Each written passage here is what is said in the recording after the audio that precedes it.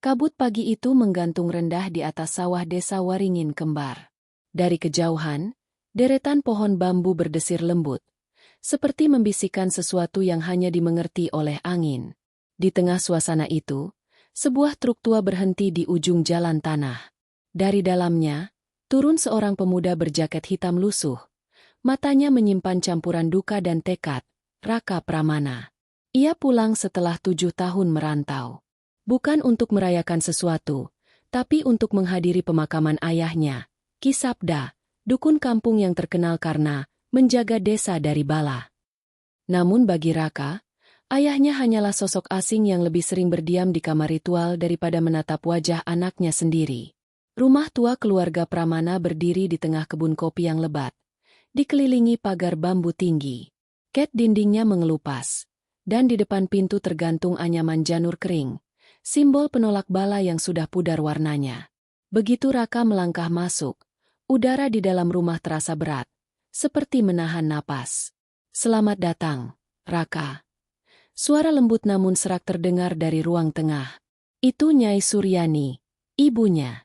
Rambutnya memutih sebagian, namun matanya tajam seperti dulu. Ia menyambut anaknya dengan pelukan kaku. Di tangannya masih tercium bau menyan. "Ayahmu sudah tenang. Tapi rumah ini, belum," ucapnya pelan sambil menatap langit-langit rumah yang gelap. "Belum tenang bagaimana, Bu? Ayah sudah dikubur dengan doa, bukan?" Nyai Suryani menggeleng. Yang dikubur itu hanya jasadnya, tapi darahnya masih terikat. Raka menatap ibunya, tak mengerti. Tapi saat malam tiba, ia mulai merasakan sendiri apa yang dimaksud ibunya. Pukul 2 dini hari. Angin berhembus membawa suara bambu berderak dan lonceng kecil dari kejauhan. Di kamar ayahnya, Raka terbangun oleh suara ketukan pelan di dinding kayu. Tok tok tok. Ia menyalakan senter. Suara itu berhenti. Tapi tiba-tiba, dari bawah tempat tidur, muncul tetesan merah. Dar. Raka menunduk. Lantai di bawahnya basah, dan garis darah itu mengalir menuju dinding di mana tergantung foto ayahnya yang tersenyum kaku.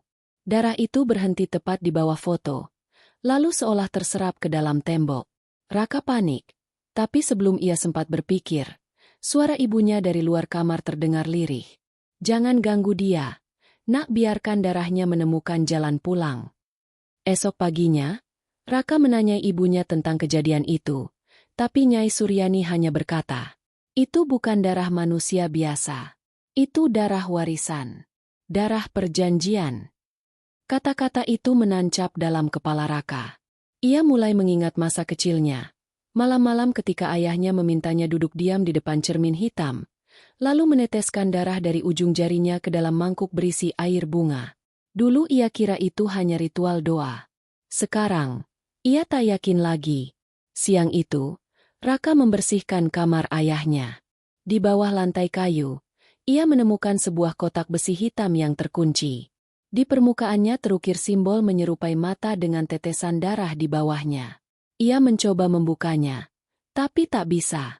Saat itulah ia melihat sesuatu di balik tirai. Sehelai kain putih dengan noda darah berbentuk telapak tangan kecil. Hatinya bergetar. Telapak tangan itu terlalu kecil untuk manusia dewasa, seperti tangan anak kecil. Ketika malam tiba lagi, Raka duduk di teras rumah sambil menatap hutan di belakang rumah. Di sanalah, menurut cerita warga, dulu ayahnya sering menghilang selama berhari-hari. Untuk memberi sesaji pada penjaga, kata orang-orang. Angin dari arah hutan membawa bau besi dan anyir, seperti darah yang lama mengering. Dari dalam gelap, terdengar gumaman pelan. "Darahmu belum lunas." Raka meloncat, mencari sumber suara, tapi yang ia lihat hanya bayangan pohon bambu menari di bawah cahaya bulan.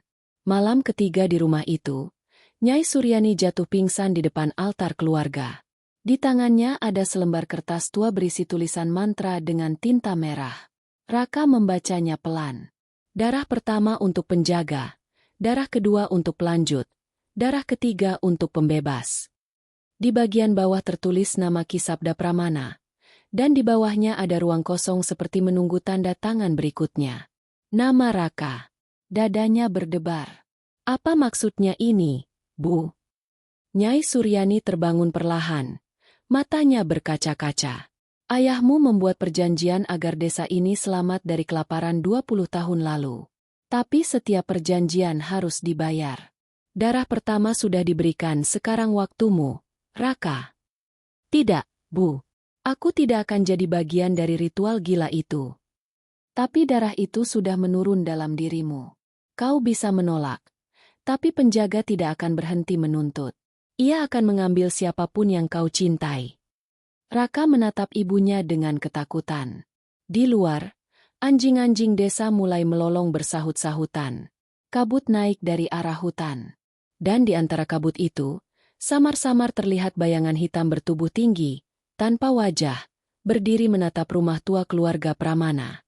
Keesokan paginya, dia datang. Gadis desa yang kini menjadi guru di SD tempat Raka dulu belajar. Ia membawa makanan dan senyum. Tak tahu apa yang sedang bergejolak di rumah itu. Kau terlihat pucat. Ra, mimpi buruk. Raka hanya tersenyum kaku. Tapi dalam hatinya, ia mulai merasa sesuatu akan menariknya kembali ke dalam kegelapan masa lalu keluarganya. Darah, rumah tua, dan penjaga hutan. Semuanya mulai membentuk satu garis merah yang tak bisa ia hindari. Dan malam itu, saat lonceng bambu berdentang lagi di kejauhan, Raka mendengar suara dari arah hutan. Warisan darah tak bisa ditolak, hanya bisa ditebus dengan darah baru. Lalu terdengar tangisan anak kecil dari arah kamar ayahnya. Raka berlari, tapi yang ia temukan hanyalah bayangan kecil berlari menembus dinding, meninggalkan jejak darah segar di lantai. Malam di desa Waringin Kembar tidak pernah benar-benar gelap. Bulan selalu tampak lebih besar, menggantung rendah di atas hutan bambu di belakang rumah keluarga Pramana. Namun malam itu, cahaya bulan tampak berbeda, merah muda pucat, seperti diselimuti darah tipis yang mengering di udara. Raka berdiri di beranda, memandangi kabut yang menggulung dari arah hutan. Sejak malam sebelumnya, suara aneh sering datang dari sana, kadang seperti tawa anak kecil, kadang seperti jeritan panjang yang ditelan oleh angin. Ia berusaha berpikir logis, tapi sesuatu di dalam tubuhnya menolak untuk percaya bahwa semua itu hanya kebetulan. Di balik bilik kayu, Nyai Suryani duduk di depan meja kecil, menyalakan dupa dan membaca mantra. Asap menyan menebal, mengelilingi tubuh renta itu seperti kabut kecil. Raka memperhatikan ibunya dari celah pintu. "Bu, sampai kapan kita harus seperti ini?" tanyanya, suaranya parau. Nyai Suryani tak menjawab. Matanya tetap tertuju pada api lilin yang bergetar di tengah ruangan. "Kau belum melihat semuanya, Raka," jawabnya akhirnya. "Malam ini dia akan datang." "Siapa?" "Penagih." Raka tersentak. "Cukup, Bu. Aku tak mau dengar lagi tentang perjanjian itu. Ayah sudah mati. Biarkan semua berakhir." Nyai Suryani bergetar, menatap anaknya dengan sorot mata yang lebih tua dari usianya. "Yang berjanji bukan hanya ayahmu, Nak, tapi seluruh darah keluarga kita." Ketika malam semakin larut, desir bambu terdengar semakin nyaring. Raka keluar rumah membawa senter, mencoba menantang ketakutannya. Di luar, embun turun, menciptakan kabut setinggi lutut. Ia berjalan menyusuri jalan setapak menuju hutan. Setiap langkah seolah menenggelamkannya ke dunia lain, dingin, lembab, dan sunyi. Lalu suara itu datang. Desir halus, diikuti bunyi seperti seruling bambu yang ditiup dari jauh. Nada-nada lirih itu seolah merayap masuk ke dalam telinga, membentuk kata-kata samar. "Pulangkan darah, pulangkan darah." Raka berhenti. Senter di tangannya bergetar. Ia memandang ke arah sumber suara, tapi yang terlihat hanya bayangan-bayangan pohon bergoyang. Dan di antara sela bambu, tampak sesuatu. Bayangan anak kecil berbaju putih, berdiri dia menatapnya. Wajahnya tak terlihat jelas, hanya matanya yang berkilat seperti bara merah. Raka memanggil, "Siapa kau?" Anak itu tidak menjawab. Ia mengangkat tangannya, dan dari telapak kecilnya, menetes darah segar ke tanah. Raka tertegun, tubuhnya kaku. Suara lain terdengar dari balik pepohonan, Suara langkah kaki banyak orang, pelan, ritmis, seolah ratusan kaki melangkah bersamaan di tanah basah. Lalu datang jeritan panjang, nyaring dan dalam, seperti teriakan seseorang yang diseret dari mimpi buruknya. Senter Raka padam. Dalam gelap, hanya matanya yang bisa melihat kilatan merah di antara bambu. Ia berlari sekuat tenaga kembali ke rumah. Nyai Suryani sudah menunggunya di depan pintu. Dia memanggilmu, bukan? Raka mengangguk. Napasnya tersengal. Ada anak kecil di hutan, Bu. Matanya merah. Nyai Suryani menatapnya lama. Itu bukan anak kecil, Nak. Itu penunggu yang dulu kau beri darah pertama. Raka mundur satu langkah. Apa maksud ibu?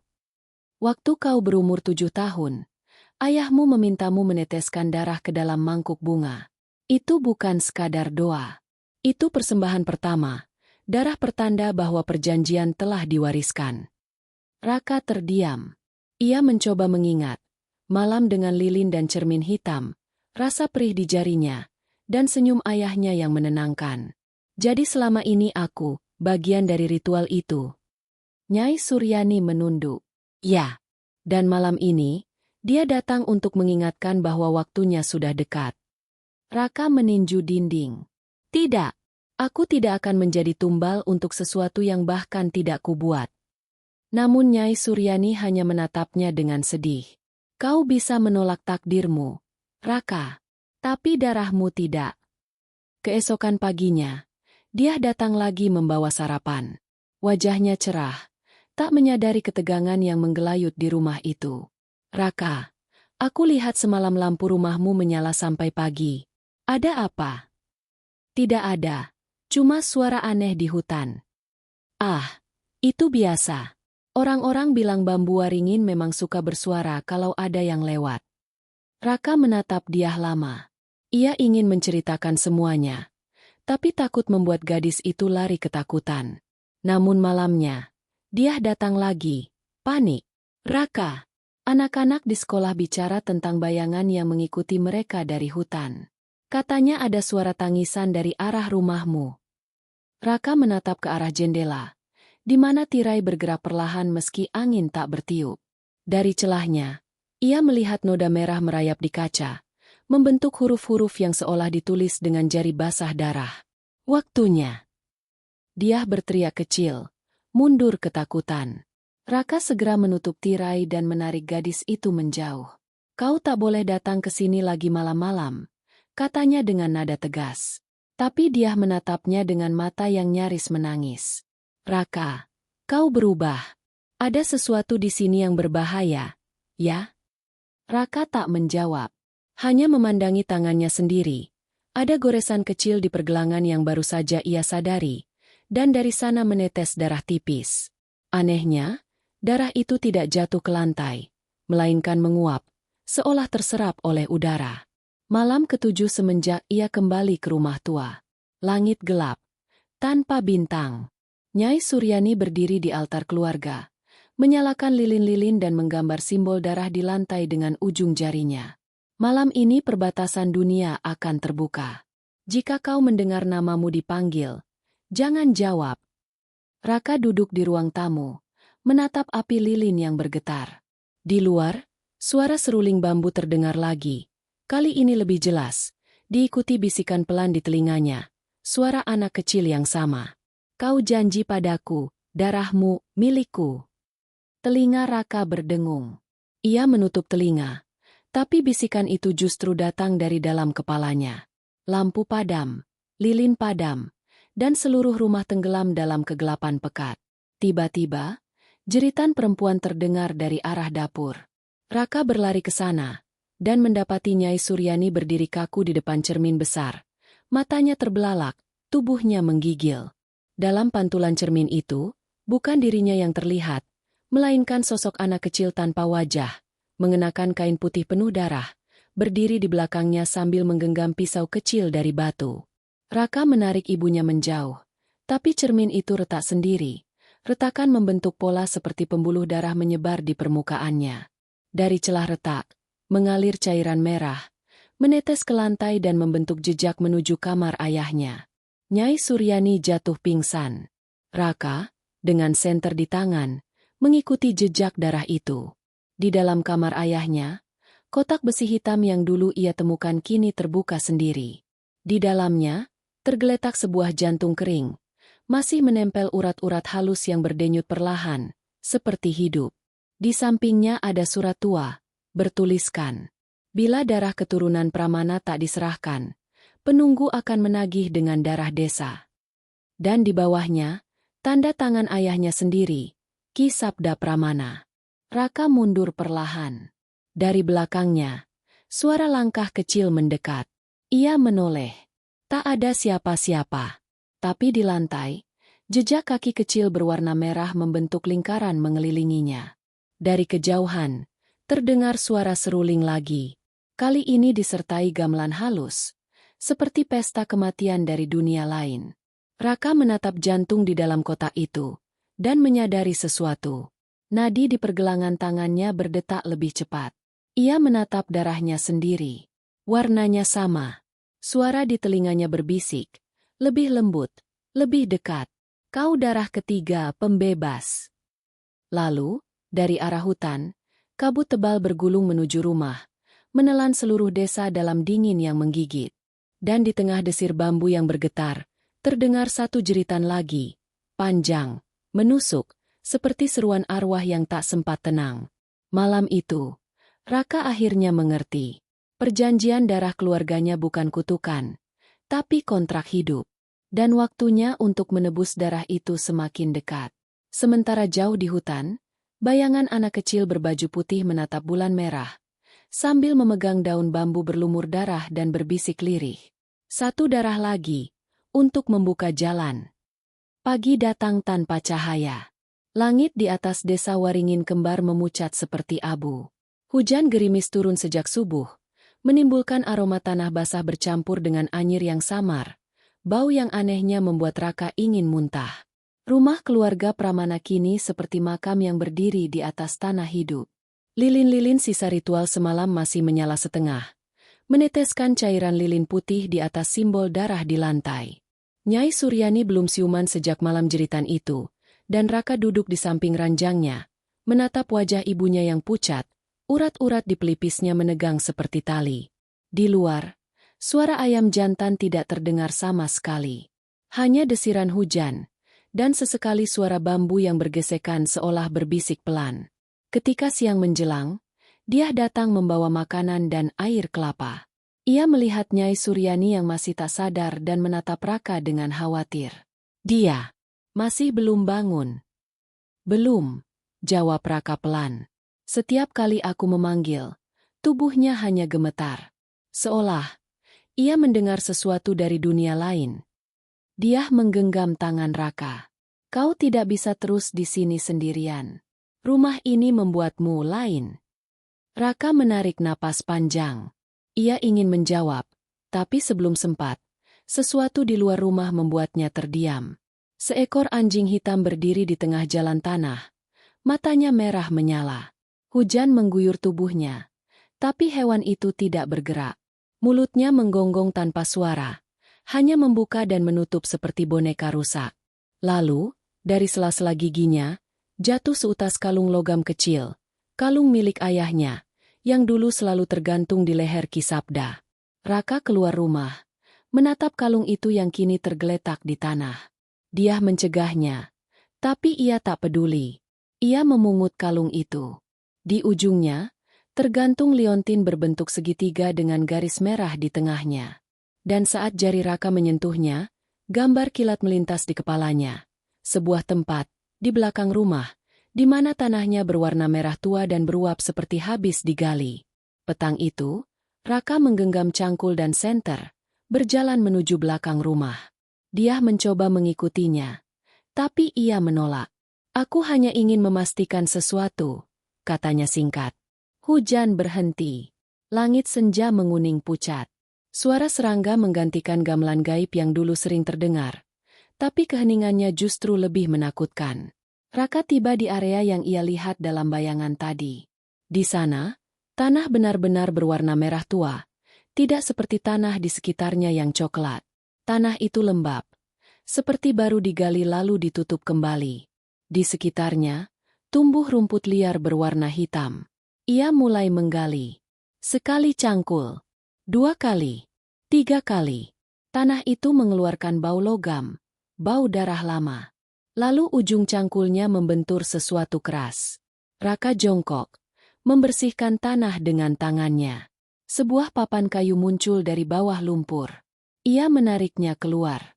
Di atasnya, terukir simbol yang sama dengan yang ada di kotak besi kamar ayahnya. Mata dengan tetesan darah.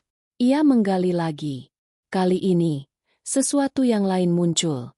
Kain putih kotor, dan di dalamnya, tulang kecil manusia. Lengkap dengan gelang perak di pergelangan tangannya. Tangan Raka bergetar.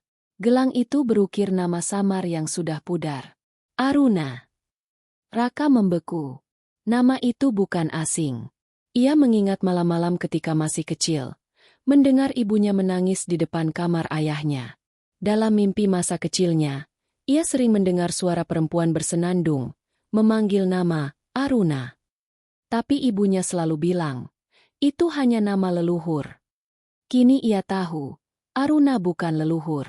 Aruna adalah anak pertama keluarga Pramana. Kakaknya, Raka terhuyung. Ia menatap tulang belulang itu. Darahnya mendidih. Ayah, apa yang telah kau lakukan? Tiba-tiba, suara langkah kaki terdengar di belakangnya. Dia berdiri di sana, menggigil. Raka, apa yang kau temukan? Raka tak menjawab. Ia hanya menunjuk ke tanah merah itu. Dia menutup mulutnya, menahan jeritan. Ya Tuhan, itu anak kecil. Raka memejamkan mata, tapi suara halus muncul di telinganya. Suara anak perempuan bernyanyi lirih di antara hujan gerimis. Darah pertama untuk penjaga, darah kedua untuk pelanjut. Suara itu membuat kulit Raka merinding. Ia menatap sekeliling, tapi tak ada siapa-siapa. Hanya kabut yang turun perlahan, menutupi bagian makam yang ia gali. Dia menarik lengannya. Raka, kita harus pergi.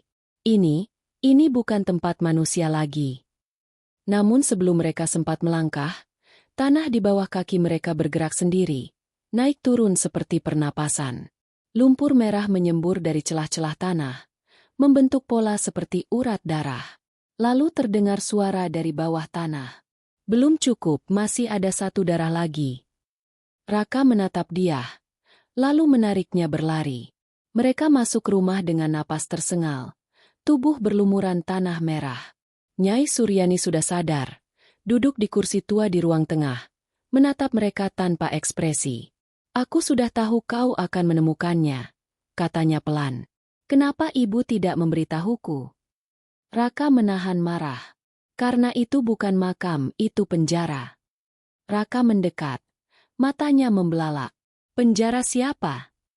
Nyai Suryani menatap kosong. Penjara roh kakakmu, Aruna. Ia adalah tumbal pertama.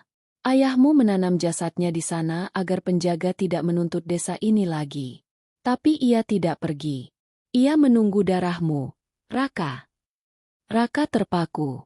Kata-kata itu seperti cambuk dingin yang menyayat kepalanya. Jadi setiap 20 tahun. Ya, jawab Nyai Suryani lirih. Penjaga datang untuk menagih darah baru.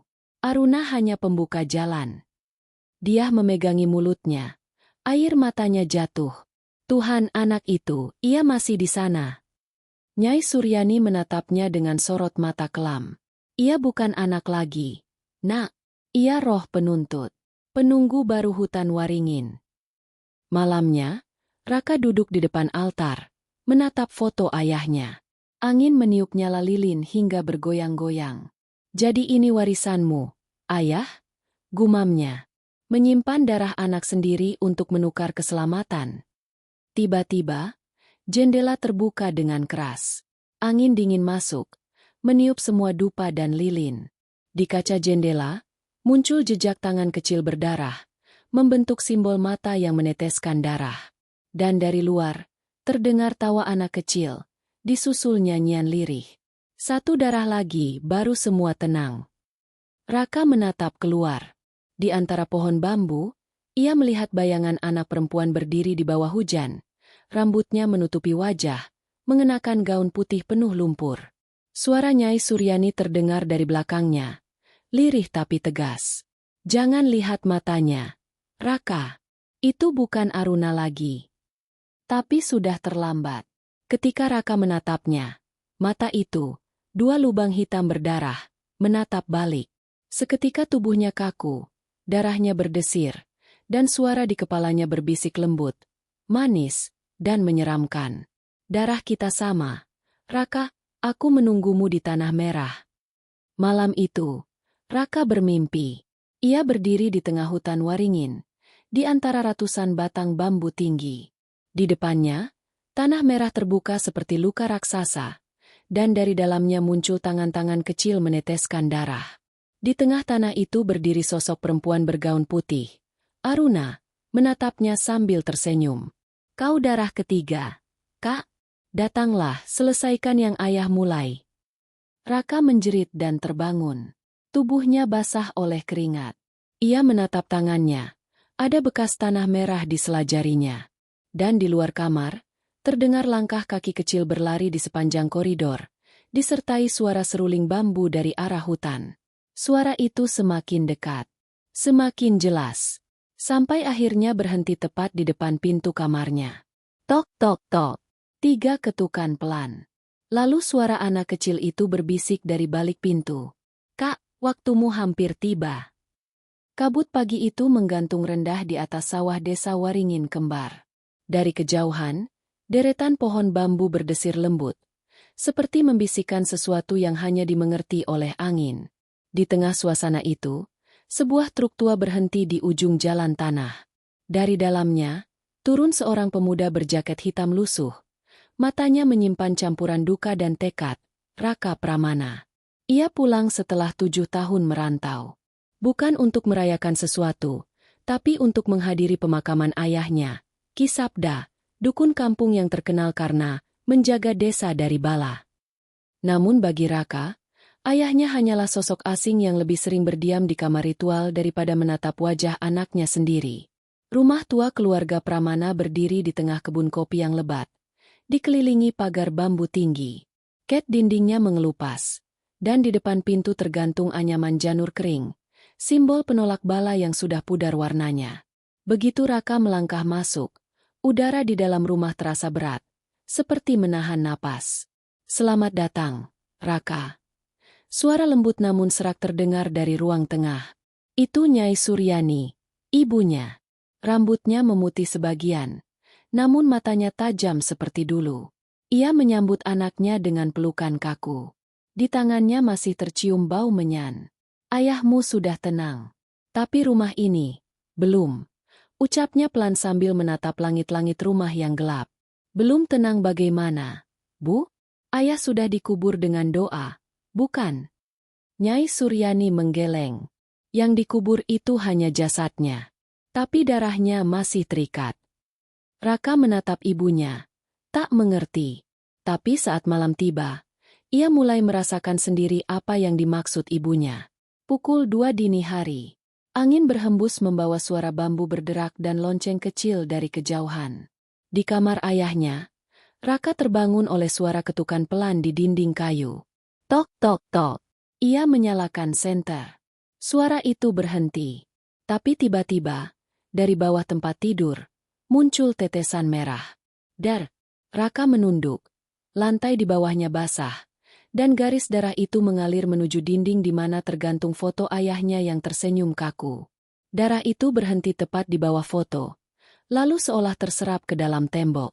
Raka panik, tapi sebelum ia sempat berpikir, suara ibunya dari luar kamar terdengar lirih. Jangan ganggu dia, nak, biarkan darahnya menemukan jalan pulang. Esok paginya, Raka menanyai ibunya tentang kejadian itu, tapi Nyai Suryani hanya berkata, itu bukan darah manusia biasa. Itu darah warisan. Darah perjanjian. Kata-kata itu menancap dalam kepala Raka. Ia mulai mengingat masa kecilnya. Malam-malam ketika ayahnya memintanya duduk diam di depan cermin hitam, lalu meneteskan darah dari ujung jarinya ke dalam mangkuk berisi air bunga. Dulu ia kira itu hanya ritual doa. Sekarang, ia tak yakin lagi. Siang itu, Raka membersihkan kamar ayahnya. Di bawah lantai kayu, ia menemukan sebuah kotak besi hitam yang terkunci. Di permukaannya terukir simbol menyerupai mata dengan tetesan darah di bawahnya. Ia mencoba membukanya, tapi tak bisa. Saat itulah ia melihat sesuatu di balik tirai. Sehelai kain putih dengan noda darah berbentuk telapak tangan kecil. Hatinya bergetar. Telapak tangan itu terlalu kecil untuk manusia dewasa, seperti tangan anak kecil. Ketika malam tiba lagi, Raka duduk di teras rumah sambil menatap hutan di belakang rumah. Di sanalah, menurut cerita warga, dulu ayahnya sering menghilang selama berhari-hari. Untuk memberi sesaji pada penjaga, kata orang-orang. Angin dari arah hutan membawa bau besi dan anyir, seperti darah yang lama mengering. Dari dalam gelap, terdengar gumaman pelan. Darahmu belum lunas. Raka meloncat, mencari sumber suara, tapi yang ia lihat hanya bayangan pohon bambu menari di bawah cahaya bulan. Malam ketiga di rumah itu, Nyai Suryani jatuh pingsan di depan altar keluarga. Di tangannya ada selembar kertas tua berisi tulisan mantra dengan tinta merah. Raka membacanya pelan. Darah pertama untuk penjaga, darah kedua untuk pelanjut, darah ketiga untuk pembebas. Di bagian bawah tertulis nama Ki Sabda Pramana, dan di bawahnya ada ruang kosong seperti menunggu tanda tangan berikutnya. Nama Raka. Dadanya berdebar. Apa maksudnya ini, Bu? Nyai Suryani terbangun perlahan.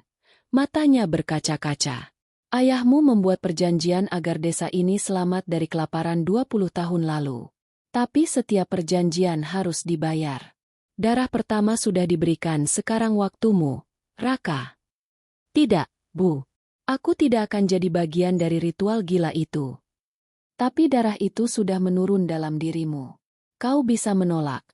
Tapi penjaga tidak akan berhenti menuntut. Ia akan mengambil siapapun yang kau cintai.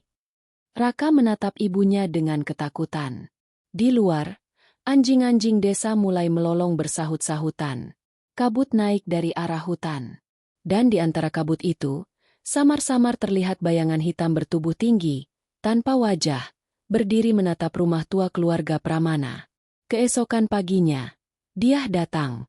Gadis desa yang kini menjadi guru di SD tempat Raka dulu belajar. Ia membawa makanan dan senyum. Tak tahu apa yang sedang bergejolak di rumah itu. Kau terlihat pucat. Ra, mimpi buruk. Raka hanya tersenyum kaku. Tapi dalam hatinya, ia mulai merasa sesuatu akan menariknya kembali ke dalam kegelapan masa lalu keluarganya. Darah, rumah tua, dan penjaga hutan, semuanya mulai membentuk satu garis merah yang tak bisa ia hindari. Dan malam itu, saat lonceng bambu berdentang lagi di kejauhan, Raka mendengar suara dari arah hutan. Warisan darah tak bisa ditolak, hanya bisa ditebus dengan darah baru. Lalu terdengar tangisan anak kecil dari arah kamar ayahnya. Raka berlari, tapi yang ia temukan hanyalah bayangan kecil berlari menembus dinding, meninggalkan jejak darah segar di lantai. Malam di desa Waringin Kembar semakin ganjil sejak Raka menggali kuburan tanah merah. Sejak saat itu, udara di sekitar rumah keluarga Pramana tak pernah benar-benar hening. Kadang terdengar suara langkah kaki kecil di plafon, kadang ketukan lembut di dinding, kadang bisikan nama Raka di antara desir angin. Raka mulai kehilangan tidur. Dia menemaninya beberapa malam, meski rasa takut tampak jelas di wajahnya. Nyai Suryani semakin lemah. Wajahnya pucat seperti lilin, namun ia masih memaksakan diri duduk di depan altar setiap malam, membaca mantra-mantra tua yang sudah tak dimengerti siapapun. Suatu malam, Raka terbangun karena mendengar suara benda jatuh di lantai atas rumah. Ia membawa senter dan naik melalui tangga kayu tua yang berderit setiap kali diinjak. Cahaya senter menyorot debu tebal di dinding dan sarang laba-laba yang menempel di balok atap. Di ujung lorong, ada satu pintu terkunci yang sejak kecil dilarang ayahnya buka. Ayah selalu bilang, itu ruang penyimpanan pusaka. Tak ada yang boleh masuk tanpa izin. Namun malam itu, pintu itu bergetar sendiri. Dari sela kayu pintunya keluar cahaya merah redup, seperti bara yang bernapas. Raka mendekat. Dari balik pintu, terdengar suara rendah, suara ayahnya. Raka, darahmu sudah matang. Raka tertegun, darahnya seolah membeku. Ia tahu ayahnya sudah mati, tapi suara itu tak salah lagi. Itu suara Ki Sabda Pramana. Senter di tangannya bergetar. Ia mendorong gagang pintu yang terkunci. Namun begitu jarinya menyentuh besinya, rasa panas membakar kulitnya. Pintu itu seperti menolak disentuh manusia biasa. Ia mundur satu langkah, lalu menatap lubang kuncinya. Dari celah itu, cahaya merah berdenyut seperti jantung. Raka menatap dalam, dan sekejap kemudian ia melihat mata seseorang menatap balik dari dalam ruangan. Ia terhuyung ke belakang dan hampir jatuh. Dia yang mendengar suara langkah tergesa dari bawah berlari naik. Raka, kau baik-baik saja? Raka menunjuk ke arah pintu. Ada sesuatu di dalam. Dia menatapnya ragu, tapi saat ia mendekat, tiba-tiba pintu itu berhenti bergetar. Cahaya merah padam, seolah tak pernah ada apapun di sana. Sudahlah, Rak, kata dia dengan nada cemas. Mungkin itu hanya halusinasi. Kau kurang tidur. Namun Raka tahu, itu bukan halusinasi. Ia merasakan sesuatu yang lebih dari sekadar takut. Ia merasa dipanggil. Keesokan paginya, ia mencari kunci pintu itu di seluruh rumah. Ia menggeledah lemari, peti kayu, bahkan altar ibunya. Hingga akhirnya ia menemukan kalung segitiga warisan ayahnya, liontin yang sempat dijatuhkan anjing hitam beberapa hari lalu. Ketika ia mendekatkan liontin itu ke pintu, udara di sekitarnya bergetar pelan. Kunci pintu berdecit, dan dengan suara lirih, klik, kuncinya terbuka sendiri. Raka dan dia saling berpandangan. Jangan masuk, bisik dia. Aku merasa ruangan itu bukan untuk manusia. Raka menatap pintu yang perlahan terbuka. Di baliknya, tampak ruangan gelap penuh debu dan bau dupa lama. Aku harus tahu, katanya tegas. Mereka melangkah masuk. Ruangan itu sempit. Dindingnya penuh dengan lukisan darah, simbol mata, segitiga, dan lingkaran berlapis. Di tengah ruangan berdiri sebuah cermin besar berbingkai kayu hitam. Di depannya, meja kecil dengan kitab tua yang kulitnya tampak seperti kulit manusia. Kitab itu tertutup debu tebal, tapi di bagian tengah sampulnya masih terlihat tulisan pudar. Pawitra darah leluhur, Sabda Pramana. Raka membuka kitab itu. Halamannya berisi mantra-mantra kuno dengan huruf Jawa yang sudah nyaris tak terbaca. Namun di bagian akhir ada tulisan dengan tinta merah. Bukan tinta, tapi darah. Tulisan itu seperti pesan terakhir. Perjanjian telah ditulis dalam darah. Darah pertama membuka jalan. Darah kedua menjaga keseimbangan. Darah ketiga akan menutup pintu selamanya. Dia menatap tulisan itu dengan mata gemetar. Apa maksudnya? Raka menjawab lirih. Darah ketiga itu aku. Ia memegang halaman terakhir. Ada segel kecil di bawahnya berbentuk lingkaran dengan 3 titik merah. Di bawah segel itu, tercetak sidik jari berdarah. Sidik jari ayahnya. Tiba-tiba, udara di ruangan berubah dingin. Lilin-lilin yang tadinya mati tiba-tiba menyala sendiri. Bayangan hitam bergerak di cermin, meski mereka berdua berdiri diam. Dari balik cermin, muncul siluet Ki Sabda Pramana, pucat, matanya kosong, tapi tersenyum seperti dulu. Raka. Suaranya serak, berat, seperti keluar dari bawah tanah. Raka mundur selangkah. Ayah, kenapa? Sosok itu tertawa lirih. Aku lakukan semua ini agar desa hidup. Agar darah Pramana tak sia-sia. Raka menggertakkan gigi. Kau mengorbankan Aruna. Bayangan itu menunduk. Aruna adalah pilihan. Ia darah murni pertama. Tapi kini waktumu tiba. Jika tidak, penjaga akan mengambil seluruh darah desa. Dia berteriak. Kau gila. Kau bahkan sudah mati. Bayangan itu menatapnya, dan seketika tubuh dia terpental ke belakang, terbanting ke dinding. Ia pingsan seketika. Raka menubruk bayangan itu, tapi tubuhnya tembus udara dingin. Cermin bergetar keras, lalu pecah menjadi 1000 serpihan. Dari retakan itu, keluar asap merah pekat yang menyelimuti ruangan. Suara ayahnya bergema di seluruh dinding. Tumbal darah tak bisa dihapus, hanya bisa dipindahkan. Jika kau menolak, maka darah perempuan yang kau cintai akan jadi ganti. Raka menatap dia yang tergeletak di lantai. Bibirnya membiru, darah merembes dari hidungnya. Ia menjerit, "Jangan sentuh dia." Tapi asap merah itu berputar cepat, membentuk lingkaran di sekitar tubuh dia. Suara-suara mulai terdengar dari balik dinding. Ratusan bisikan yang mengucap mantra. Sedia, Rahwana, Tumbal Suksma. Raka memeluk tubuh dia dan berteriak memanggil ibunya. Nyai Suryani datang tergopoh-gopoh. Wajahnya panik. Begitu melihat isi kamar itu, ia langsung tahu apa yang terjadi. "Raka, letakkan dia di lantai. Aku akan mencoba menutup pintu." Ia menancapkan jarinya ke tanah, menarik darahnya sendiri dan menulis simbol cepat di lantai. Mulutnya membaca mantra kuno, suaranya cepat dan dalam, seolah menentang arus kekuatan gaib yang lebih tua darinya. Namun dari arah cermin yang pecah, muncul tangan-tangan hitam keluar dari kabut, mencoba meraih Raka dan dia. Suara Kisabda bergema lagi. Kali ini seperti dari ribuan mulut. "Kau tidak bisa melarikan diri dari darahmu sendiri." Nyai Suryani menjerit. "Raka, teteskan darahmu ke kitab itu. Hanya kau yang bisa menutup perjanjian." Raka, dengan gemetar, menggores telapak tangannya sendiri dan meneteskan darah ke halaman terakhir kitab. Begitu darahnya menyentuh tulisan ayahnya, ruangan bergetar keras. Asap merah berhenti bergerak, lalu tersedot masuk ke dalam halaman.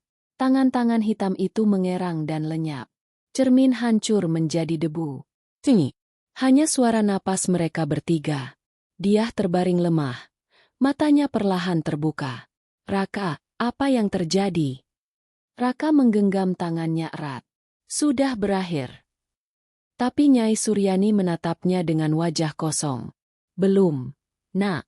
Darahmu memang menutup pintu, tapi membuka jalan lain." "Apa maksud ibu?" Ia menatap lantai. Di bawah kitab itu, muncul retakan kecil yang perlahan membentuk lingkaran merah. Dari dalam retakan itu keluar tetesan darah segar, mengalir pelan ke arah dia. Nyai Suryani berbisik dengan suara putus asa. "Penjaga sudah memilih darah pengganti dan itu bukan milikmu, tapi milik anak dalam rahimnya." Raka menatap dia yang kini memegang perutnya tanpa sadar. Ia belum sempat memberitahu bahwa ia sedang mengandung. Semuanya menjadi jelas. Itulah mengapa suara di hutan selalu berkata, "Satu darah lagi." Malam itu, hujan turun deras, membasuh tanah merah di belakang rumah. Tapi di bawah bumi yang basah, sesuatu mulai bergerak, denyut pelan, seperti jantung yang baru hidup kembali. Dan dari arah hutan Waringin, terdengar suara seruling bambu lagi. Tapi kali ini, nada yang dimainkan bukan panggilan, melainkan nyanyian kelahiran. Malam-malam berikutnya terasa lebih panjang dari biasanya. Raka tak lagi bisa membedakan mana mimpi dan kenyataan. Kadang ia terbangun di tengah malam dengan tubuh penuh lumpur, seolah baru keluar dari tanah. Kadang ia mendengar suara bayi menangis di balik dinding, padahal dia masih tidur di sampingnya dengan perut yang baru mulai membuncit. Desa Waringin Kembar pun mulai diliputi ketakutan.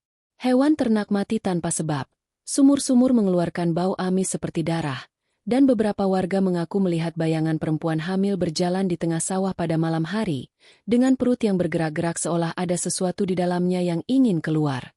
Nyai Suryani mencoba menenangkan warga, tapi ia sendiri tahu sesuatu yang jauh lebih besar sedang bangkit. Ia sering duduk di beranda rumah, menatap ke arah hutan Waringin yang seolah semakin dekat dari hari ke hari. Pohon-pohonnya kini tampak lebih tinggi, dan akar-akarnya menjalar ke tanah pemukiman seperti tangan yang mencari sesuatu. "Raka," katanya suatu sore, dengan wajah lelah dan suara yang berat. "Waktu kita tidak banyak. Tumbal darah belum tertutup sepenuhnya. Darahmu hanya menunda, bukan menghapus." Raka menatap ibunya dengan mata merah. Apa yang harus aku lakukan lagi, Bu? Aku sudah menyerahkan darahku, menutup kitab itu. Nyai Suryani menatap perut Diah yang mulai terlihat. Darah ketiga belum tuntas, karena ia membawa kehidupan baru. Penjaga menuntut keseimbangan. Diah yang duduk di kursi bambu menatap mereka berdua dengan mata berkaca. Kau ingin bilang anak ini akan jadi tumbal? Suryani tak menjawab, hanya diam, menatap tanah di bawah kakinya. Raka mengepalkan tangan. Tidak, tidak akan ada lagi darah yang jatuh. Aku akan menghentikan semua ini. Ia lalu berdiri, meninggalkan rumah menuju arah hutan Waringin. Nyai Suryani berteriak, "Jangan masuk hutan malam ini, Raka. Malam purnama sudah dekat, tabirnya terbuka." Tapi Raka tak mendengar. Ia berjalan menembus kabut yang menggantung di jalan tanah, membawa lampu minyak dan kalung segitiga warisan ayahnya. Langit malam itu seperti mata terbuka yang mengintai. Bulan purnama menggantung besar di atas hutan, menyorot kabut tipis yang menari di antara pohon beringin. Raka berjalan menembusnya, langkah demi langkah, hingga sampai di sebuah lapangan kecil di tengah hutan, tempat di mana dulu ia menggali kuburan tanah merah. Kini tanah itu retak, dan dari celah-celahnya keluar uap merah samar. Di tengah retakan, berdiri batu hitam berbentuk altar kecil, dengan ukiran wajah manusia di setiap sisinya. Raka meletakkan lampu minyak di depan batu itu. "Aku tahu kau di sini," katanya pelan.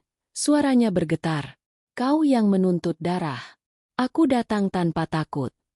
Dari balik kabut, terdengar langkah pelan. Sebuah suara berat menjawab, "Kau memanggilku, pewaris darah Sabda Pramana."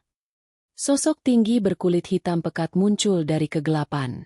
Matanya merah membara, dan di tubuhnya mengalir urat-urat bercahaya seperti bara api.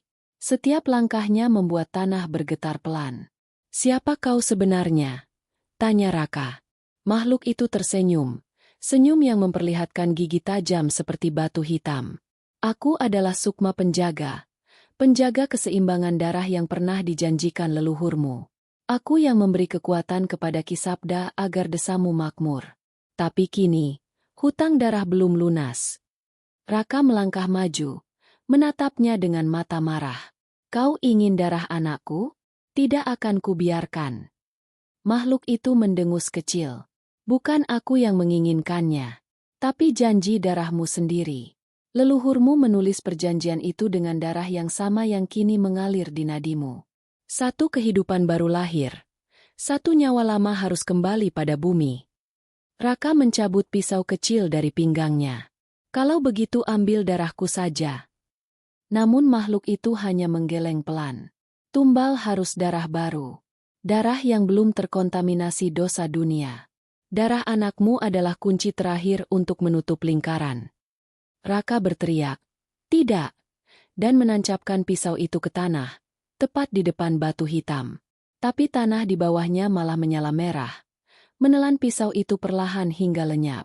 Makhluk itu tertawa rendah. Suara tawanya seperti 100 orang menangis bersamaan. "Kau tak bisa melawanku dengan amarah, anak manusia. Hanya perjanjian yang bisa dilawan dengan perjanjian baru." Tiba-tiba dari balik pepohonan terdengar suara langkah lain.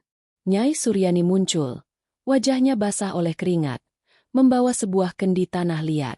"Raka, mundur. Jangan bicara dengannya terlalu lama.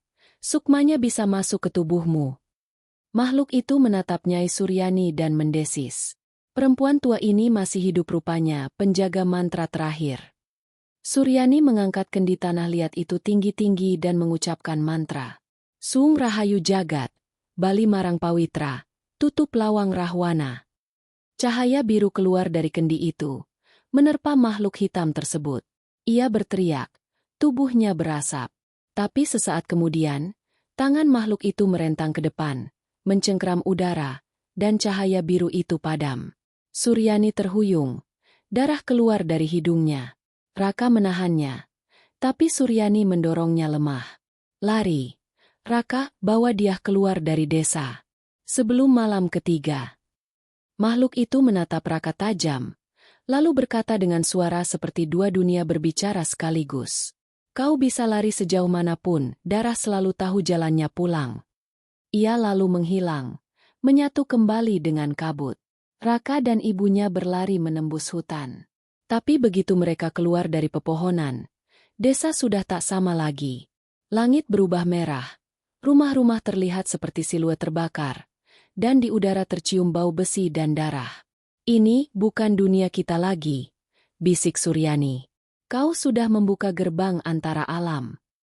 Di kejauhan, dia berdiri di depan rumah mereka. Tubuhnya tegak, wajahnya menatap langit kosong.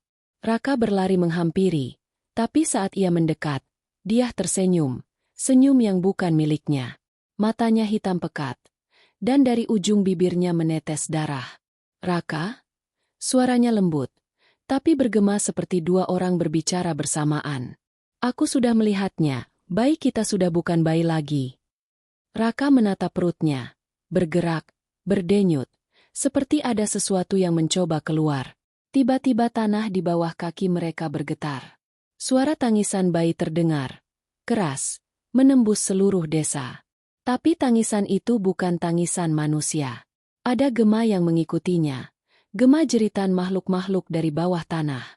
Suryani menjerit, menancapkan tangan ke tanah, mencoba menutup celah-celah yang terbuka di bawah mereka. Tapi tanah semakin merekah, memuntahkan darah panas yang menyembur ke udara. Dia menjerit, tubuhnya melengkung ke belakang, dan dari perutnya keluar cahaya merah menyilaukan. Tidak! Raka memeluknya erat, sementara cahaya itu berubah menjadi bentuk samar, seperti bayi, tapi dengan bayangan sayap hitam di punggungnya. Makhluk kecil itu menangis dengan suara yang membuat seluruh hutan menggigil. Dan di kejauhan, seruling bambu kembali terdengar. Pelan, lembut, tapi kali ini seperti lagu penjemputan. Nyai Suryani terjatuh. Suaranya lemah. Pemanggilan gagal, tapi darah sudah hidup. Ia menatap Raka dan Diah dengan mata terakhir yang terbuka setengah. Jaga bayi itu, sebelum penjaga datang menjemputnya kembali. Raka memeluk tubuh Diah yang kini terkulai lemas. Matanya kosong, tapi bayi merah itu tetap menangis di pelukannya. Langit berhenti berwarna merah. Desa kembali sunyi. Namun dari arah hutan Waringin, kini terlihat bayangan besar bergerak di antara pepohonan, perlahan mendekat ke arah rumah mereka. Dan di tanah, di bawah kaki Raka, darah masih mengalir, membentuk tulisan samar di tanah. Tumbal gagal, darah menuntut kembali. Hujan deras turun sepanjang malam, menenggelamkan jalanan desa dalam lumpur merah pekat. Petir menyambar pohon-pohon di tepi hutan Waringin, seolah langit sendiri ingin menghapus sesuatu yang baru saja lahir dari bumi. Namun di rumah keluarga Pramana, di tengah kegelapan, tangisan makhluk kecil itu masih terdengar. Nyaring, panjang, dan menggema seperti suara dari dua dunia yang bertabrakan. Raka duduk di lantai, tubuhnya menggigil. Pelukan eratnya memeluk bayi yang baru lahir dari rahim Diah. Bayi itu tampak seperti manusia, tapi kulitnya berwarna pucat kemerahan, dan di bagian punggungnya tampak tonjolan hitam seperti tulang sayap yang belum tumbuh. Matanya, ketika terbuka, bukan hitam, bukan putih, tapi abu-abu seperti abu sisa pembakaran dupa. Diah terbaring di tikar, wajahnya pucat. Napasnya terengah. Nyai Suryani duduk di sampingnya. Tangannya menekan perut dia sambil membaca mantra. Darah masih menetes dari bawah tubuh dia, membentuk aliran kecil ke arah altar keluarga. Namun darah itu tidak menyebar kemana-mana. Ia mengalir lurus, seolah ditarik oleh sesuatu di bawah altar. Raka menatap ibunya dengan ketakutan. "Bu, apa yang terjadi dengan anakku?" Suryani menatap bayi itu lama. "Ia bukan hanya anakmu, Nak. Ia adalah perjanjian yang lahir dalam bentuk darah." Diah menggigil. "Aku bisa merasakannya di dalamku. Sesuatu, seperti ada yang menatap dari dalam tubuhku." Suryani menatapnya dengan sedih. "Kau harus kuat, Diah. Tubuhmu masih menjadi jembatan antara dua alam. Jika jembatan itu runtuh sekarang, bukan hanya kau, seluruh desa bisa tenggelam ke dalam darah." Malam berganti pagi, tapi cahaya matahari tidak masuk ke rumah itu. Awan tebal menggantung di langit, dan suara seruling bambu dari arah hutan waringin masih terdengar, seperti lagu yang tak berhenti sejak malam sebelumnya. Raka belum tidur. Ia hanya duduk di depan altar, menatap anaknya yang terbaring di atas kain putih. Bayi itu tidak menangis lagi, tapi setiap kali ia menarik napas, udara di sekitar ruangan bergetar, dan minyak di lampu-lampu kecil bergoyang sendiri. Raka menyentuh tangannya. Kulitnya dingin, tapi detak jantungnya kuat. Suryani berdiri di belakangnya, membawa kendi air dan segenggam daun sirih. Kita harus melaksanakan upacara penutup darah sebelum malam ketiga tiba, katanya. Jika tidak, roh penjaga akan datang menjemput darahnya. Raka menatap ibunya. Kau yakin bisa menyelamatkannya? Suryani diam lama. Tidak ada penyelamatan tanpa pengorbanan. Sore itu, dia bangun dari tidurnya. Tubuhnya masih lemah, tapi wajahnya sudah tidak sepucat semalam. Ia mendekati Raka yang sedang memandikan bayinya di kendi kecil. Saat dia melihat wajah anak itu, matanya meneteskan air mata. Cantik, tapi matanya seperti tidak melihat dunia ini. Raka memeluknya. Ia anak kita. Dia, apapun dia, kita akan menjaganya. Namun di dalam hatinya, Raka tahu bahwa sesuatu yang lebih besar sedang menunggu di luar rumah. Ia sering melihat bayangan di jendela setiap malam, bayangan tinggi dengan mata merah yang menatap dari antara pepohonan. Malam ketiga datang lebih cepat dari yang mereka duga. Udara tiba-tiba dingin. Api di tungku padam sendiri. Dan di luar rumah, terdengar suara langkah-langkah pelan, teratur, seolah banyak orang berjalan mengelilingi rumah mereka. Nyai Suryani segera menyalakan dupa dan menggambar simbol perlindungan di lantai dengan abu dupa dan darah ayam hitam. Raka, bawa anak itu ke tengah lingkaran, katanya cepat. Raka menuruti, menaruh bayi itu di atas kain putih di tengah lingkaran. Dia duduk di sudut ruangan, menggigil sambil memeluk tubuhnya. Kenapa mereka datang lagi, Bu? Suryani menjawab tanpa menoleh. Karena darah ini belum diterima bumi. Penjaga datang menjemputnya. Tapi kita akan menolak. Suara langkah di luar berubah menjadi hentakan keras. Pintu rumah bergetar. Kemudian terdengar suara seruling bambu. Kali ini lebih keras, dengan irama yang cepat dan berat. Dari sela-sela dinding, muncul asap merah. Perlahan membentuk sosok-sosok hitam tanpa wajah. Mereka berdiri mengelilingi rumah, seperti bayangan yang menempel di udara. Suryani menancapkan jarinya ke tanah. Darah menetes. Ia berbisik pelan. Sung dadi sejatining urip. Kaula bali marang asal. Udara bergetar. Asap berhenti bergerak. Namun bayi di tengah lingkaran mulai menangis keras. Lebih keras dari sebelumnya. Tangisannya memecah udara. Membuat kaca jendela bergetar. Dan lampu-lampu padam bersamaan. Lalu tiba-tiba, semua menjadi hening. Tangisan berhenti. Udara di dalam rumah menjadi beku. Raka menatap ke tengah lingkaran. Bayinya tidak ada. Hanya kain putih yang kini basah oleh darah. Tidak! Raka berteriak, berlari ke tengah ruangan, mengangkat kain itu, kosong. Dia menjerit histeris. Raka! Anak kita! Suryani berusaha berdiri, tapi tubuhnya jatuh berlutut, wajahnya memucat. Tidak mungkin penjaga sudah menembus batas. Dari arah altar, terdengar suara napas pelan, dan perlahan, bayi itu muncul kembali. Namun kini ia berdiri di atas altar, tanpa bantuan siapapun. Tubuhnya kecil, tapi bayangan di belakangnya besar dan bersayap. Matanya terbuka lebar, dan dari bibirnya keluar suara yang bukan suara bayi. Darah sudah lahir. Dunia harus menerima keseimbangan. Suryani mundur satu langkah. Tidak, kau belum waktunya bicara. Roh penjaga sudah menyatu dengan darahnya. Raka menatap bayi itu. Hatinya seperti dicengkeram rasa takut yang tak bisa dijelaskan. Aku ayahmu, katanya dengan suara bergetar. Kau darahku. Kau bukan milik mereka. Bayi itu menatapnya dengan pandangan kosong, lalu perlahan mengangkat tangannya yang mungil. Di udara, darah membentuk simbol segitiga, sama seperti tanda di liontin Ki Sabda Pramana. Darahmu sudah menjadi milikku, ayah. Tiba-tiba Raka terlempar ke belakang. Dinding rumah bergetar, retak di beberapa tempat. Dia menjerit memanggil nama Raka, tapi Suryani menariknya menjauh. Jangan dekat-dekat. Jika ia menyentuhmu, roh penjaga akan berpindah tubuh.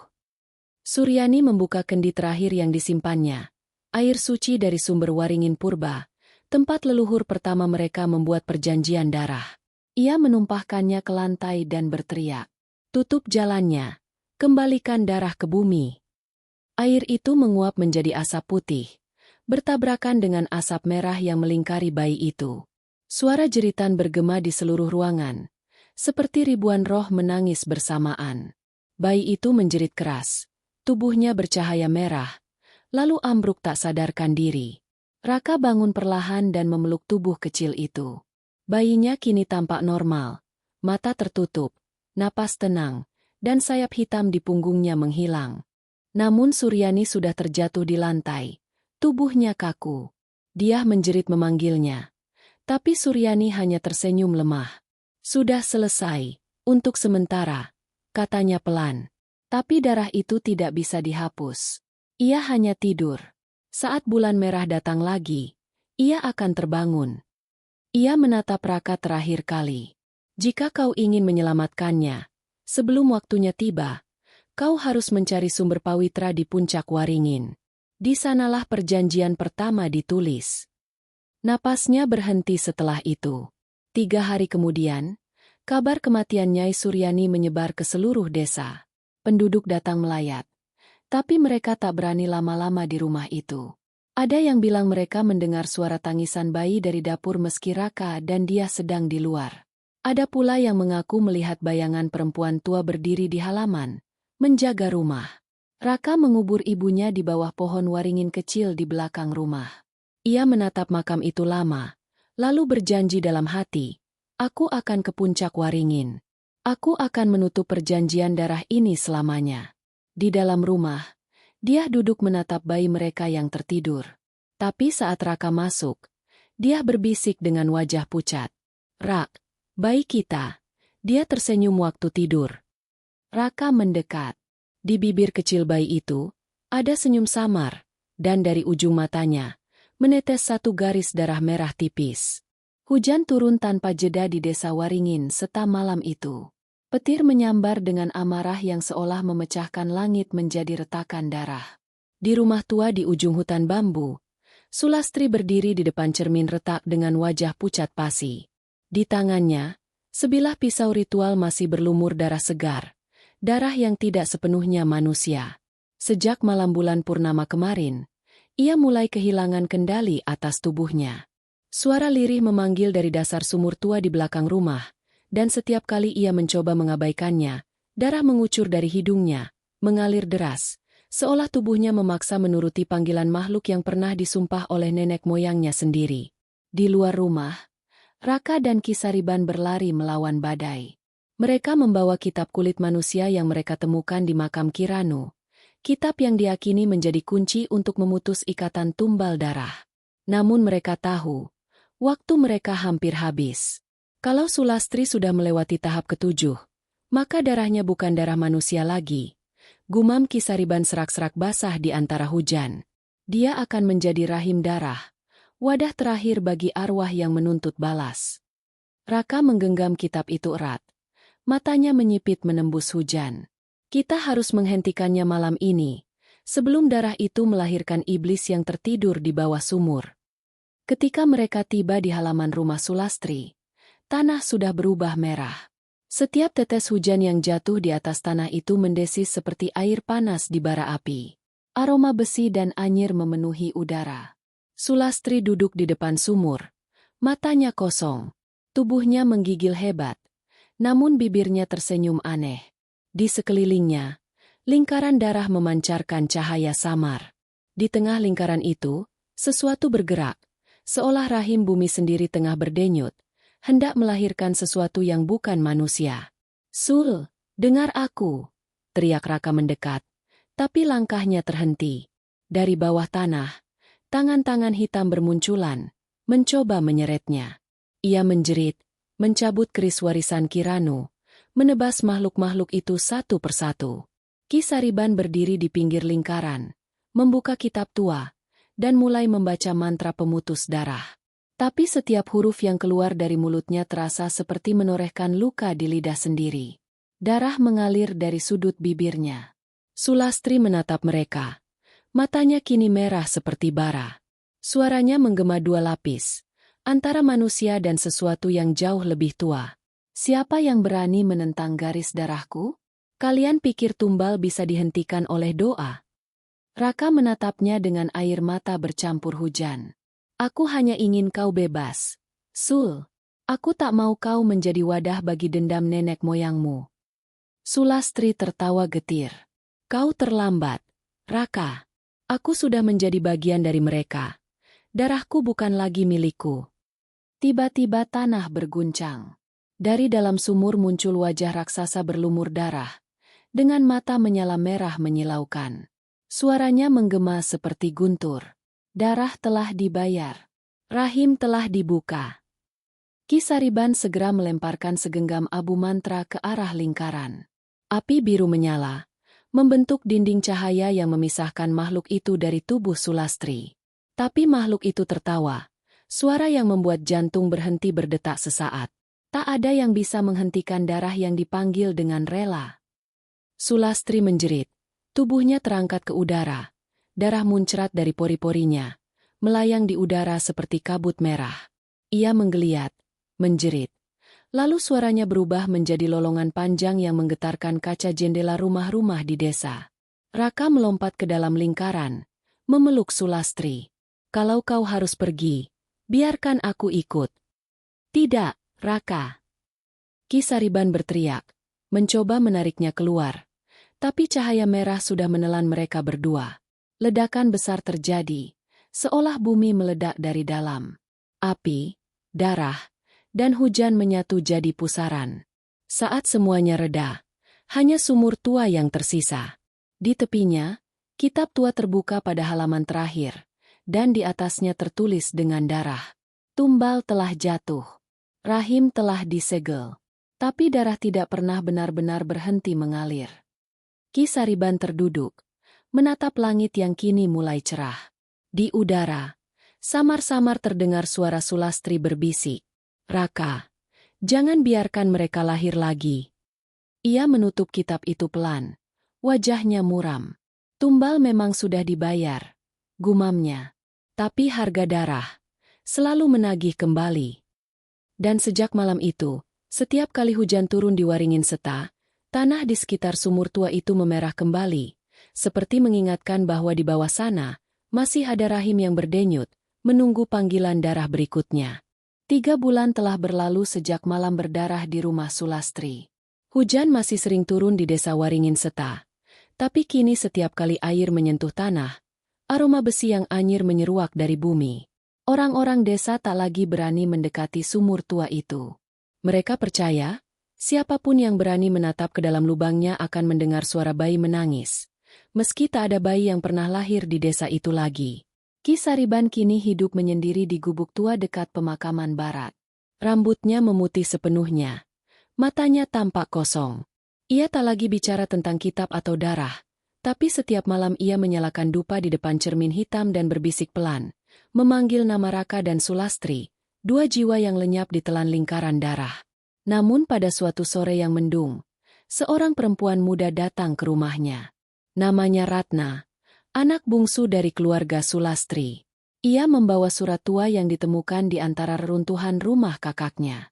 Surat itu ditulis dengan tinta merah, dan meski sebagian hurufnya luntur, satu kalimat terbaca jelas. Bila darah berhenti, rahim akan menuntutnya kembali. Ratna menatap Ki Sariban dengan mata penuh rasa takut. Aku hamil, Ki. Tapi aku belum pernah disentuh laki-laki manapun. Suasana di dalam gubuk itu membeku. Hanya suara api dupa yang berdesis pelan.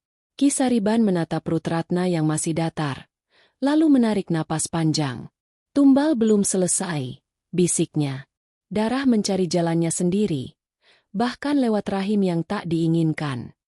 Malam itu, Ratna bermimpi aneh. Dalam mimpinya, ia berdiri di tepi sumur tua. Dari dalam sumur muncul tangan Sulastri, pucat dan berlumur darah, mengulurkan sesuatu kecil yang menggeliat. Bayi. Tapi wajah bayi itu setengah manusia, setengah sesuatu yang lebih kelam, matanya merah, dan ia menangis tanpa suara. Saat Ratna terbangun, bajunya basah oleh darah segar. Ia berteriak, dan Ki Sariban yang berjaga di depan pintu segera masuk. Namun darah itu bukan dari tubuh Ratna. Darah itu menetes dari atap gubuk, membentuk pola melingkar di lantai tanah. Di tengah lingkaran itu, darah berhenti menetes, dan dari tanah muncul suara lirih bayi menangis. Dia sudah mulai tumbuh, gumam Ki Sariban ngeri. Ratna hanya bisa menatap lantai itu. Air matanya jatuh satu persatu. Apa yang harus aku lakukan, Ki? Aku tak mau melahirkan iblis. Ki Sariban membuka kembali kitab kulit manusia yang dulu mereka temukan. Ia membaca halaman terakhir yang dulu tertulis dengan darah. Kali ini, ada tambahan kalimat baru, seolah ditulis sendiri oleh makhluk dari dalam sumur. Anak rahim darah tidak dilahirkan. Dia akan keluar saat rahim berhenti berdenyut. Mereka berdua saling berpandangan. Kalimat itu berarti kematian. Nyawa Ratna adalah harga untuk menghentikan kelahiran makhluk itu. Namun Ki Sariban tak sanggup melakukannya. Ia tahu, Sulastri pun dulu pernah dipaksa menjadi tumbal tanpa pilihan. Dan kini darah yang sama menuntut generasi berikutnya. Selama berminggu-minggu, Ratna berjuang melawan sesuatu yang tumbuh di dalam tubuhnya. Perutnya membesar cepat. Jauh lebih cepat dari usia kehamilan normal. Kadang ia merasakan sesuatu bergerak. Bukan seperti bayi menendang, tapi seperti tangan kecil yang mencoba merobek dari dalam. Suatu malam, Ratna menjerit keras. Ki Sariban berlari masuk, dan mendapati Ratna berdiri di depan cermin. Tubuhnya menegang, urat di lehernya menonjol. Matanya memutih seluruhnya, dan suaranya keluar dua lapis, seperti dulu milik Sulastri. Darah telah diberi, rahim menagih. Cermin retak berkeping-keping. Dari pantulannya muncul wajah Sulastri, tersenyum tragis. Maafkan aku, Ratna, tapi kau harus menutup lingkaran ini. Ratna menjerit sambil memegang perutnya. Darah muncrat, namun bukan darah biasa. Warnanya kehitaman dan kental seperti minyak. Ki Sariban menahan Ratna agar tak jatuh. Sementara seluruh rumah mulai bergetar. Dari bawah tanah, suara tangis bayi bergema lagi. Kali ini lebih keras, lebih nyata. Tiba-tiba, seluruh lampu padam. Kegelapan pekat menyelimuti ruangan, hanya menyisakan cahaya samar dari dupa yang hampir padam. Dari bayangan, muncul sosok perempuan berdarah yang tubuhnya bergetar, Sulastri. Tapi kali ini bukan arwah murni. Wajahnya hancur sebagian. Darah menetes tanpa henti dari matanya. Beri aku anak itu, Ratna, katanya lembut. Aku akan membawanya kembali ke tempat asalnya. Ki Sariban berteriak. Jangan. Kalau anak itu keluar ke dunia, semua pintu darah akan terbuka lagi. Namun Ratna sudah kehilangan kesadaran. Dari perutnya, suara berdenyut keras terdengar, seperti detak jantung yang bukan manusia. Tanah di bawah rumah bergetar, dan dari sumur di luar, semburan darah merah pekat memancar ke langit. Ki Sariban menutup matanya, membaca doa terakhir dari kitab. Atas nama darah pertama dan rahim terakhir, aku segel pintu antara dunia. Ia menancapkan keris Kiranu ke tanah, tepat di tengah lingkaran darah. Api biru menyala, membakar semuanya. Rumah, darah, bahkan tubuh Ratna. Jeritannya memecah malam. Tapi di antara suara api, terdengar tawa bayi kecil, samar, namun mengerikan. Ketika pagi tiba, gubuk itu hanya tersisa abu. Di tengah-tengahnya, ada bekas lingkaran gosong yang tak bisa dihapus, dan di pusatnya, terbaring keris yang kini berwarna merah tua. Orang-orang desa yang datang pagi itu menemukan Ki Sariban duduk di dekat abu itu. Wajahnya kosong, matanya menatap jauh tanpa berkedip. Ia hanya berbisik pelan berulang-ulang. Bayi itu tidak lahir, tapi ia tidak mati.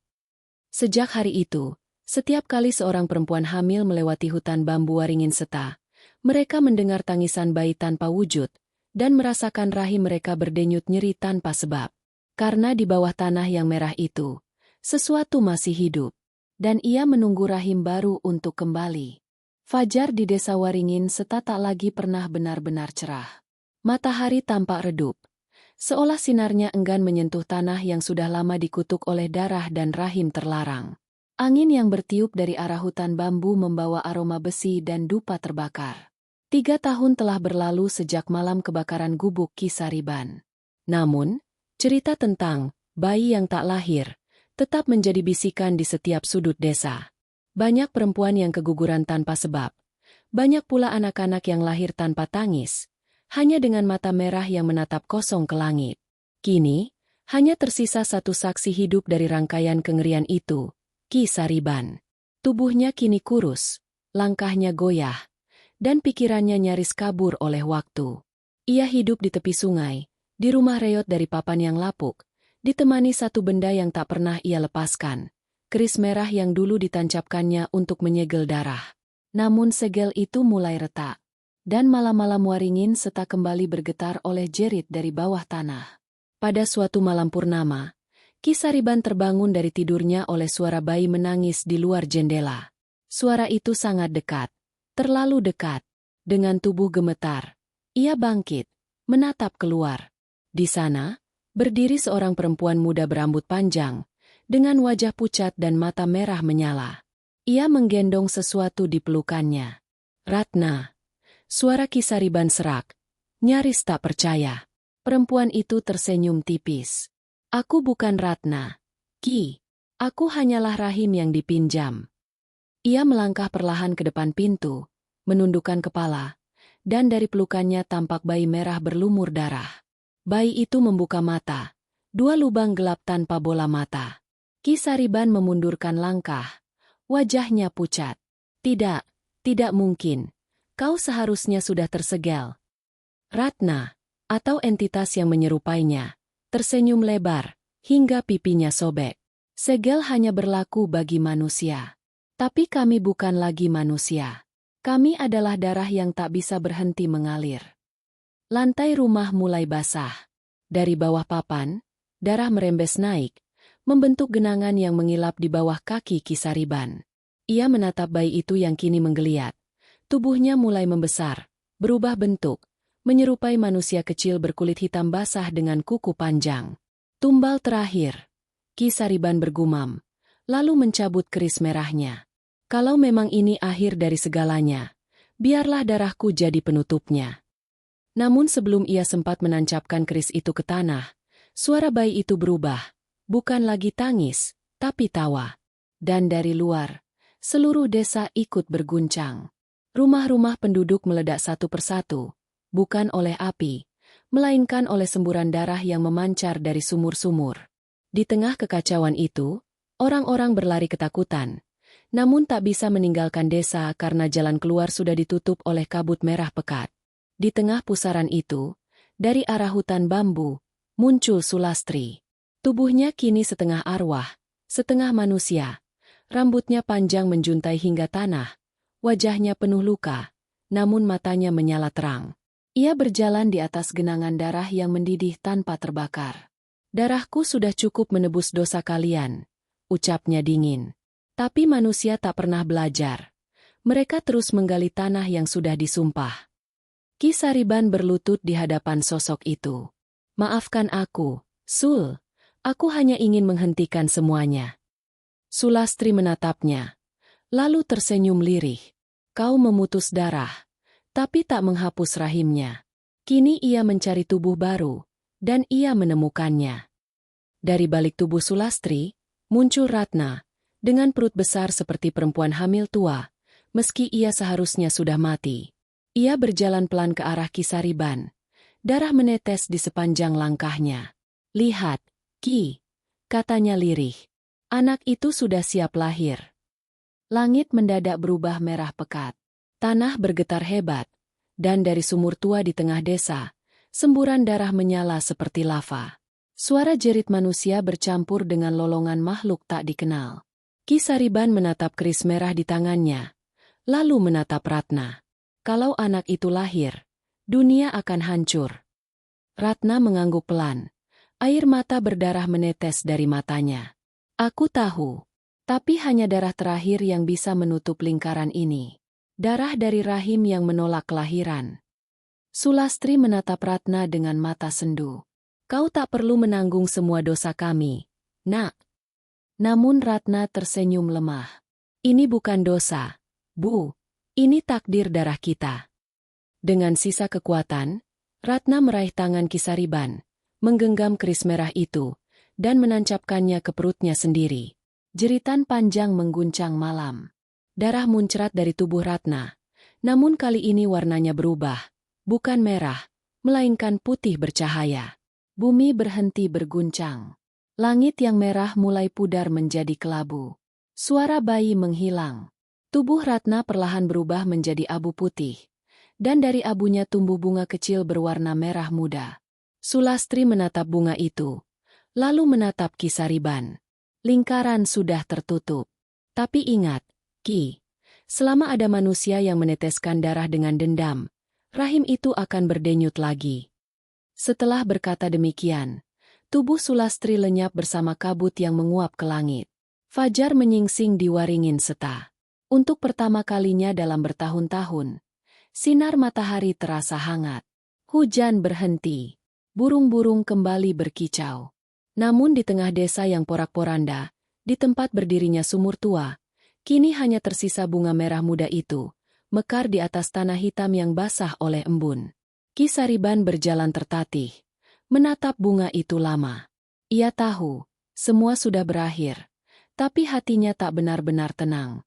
Ia berlutut, menyentuh tanah itu, dan berbisik, "Terima kasih, Ratna. Kau menyelamatkan kami semua." Namun sebelum ia beranjak pergi, suara kecil terdengar dari arah bunga itu. Suara bayi tertawa, pelan, lembut, namun cukup untuk membuat darahnya kembali dingin. Ia menatap bunga itu dengan ngeri. Kelopaknya perlahan berubah warna, dari merah muda menjadi merah tua, lalu hitam mengilap. Di tengah kelopak, sesuatu bergerak, sesuatu kecil yang berdenyut seperti jantung. Kisariban menjatuhkan tongkatnya. Mundur perlahan, matanya membelalak ketakutan. Tidak, tidak lagi. Langit kembali mendung. Angin membawa aroma besi yang dulu ia kenal. Dan dari dalam bumi, suara lirih terdengar lagi. Suara perempuan, lembut namun dingin seperti bisikan maut. Darah tak pernah mati. Ki. Ia hanya menunggu untuk lahir lagi. Waringin Seta akhirnya ditinggalkan. Tak ada lagi yang mau tinggal di sana. Bahkan burung pun enggan singgah. Namun setiap kali hujan turun, di tengah reruntuhan desa itu masih terlihat satu bunga merah tua yang tetap mekar, seolah menjadi pengingat bahwa di suatu tempat, darah masih berdenyut, dan rahim gelap itu hanya tidur, menunggu waktu untuk bangkit lagi.